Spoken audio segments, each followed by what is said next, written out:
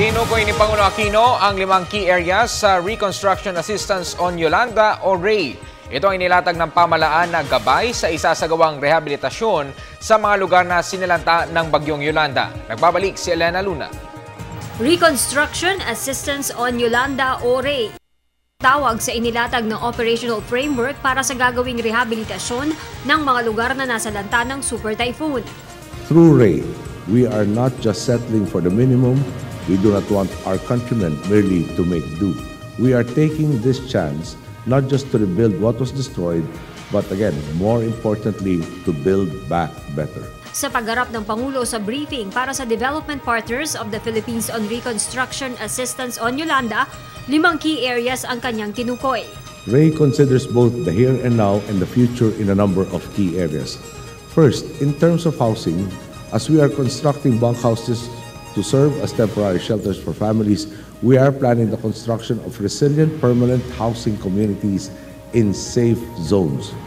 Second, infrastructure will not just be repaired or rebuilt, but will be bolstered, built to be stronger and able to withstand the onslaught of disasters. Pangatlong aspeto ang muling pagsisimula ng hanap buhay sa mga lalawigang ito. Government will be there every step of the way, from restoring the viability of farmlands to rebuilding or replacing assets that the storm destroyed, to providing inputs to restart farming and fishing. We will also train farmers and fishermen to give them new skills, all this towards greater productivity and income diversity. Fourth, for livelihood and business cash for work programs, the opening of lines of credit and mechanisms for financing and support for MSMEs will be made available to help Filipinos recover, while we work with private partners to attract investments in affected areas and build a more inclusive local economy.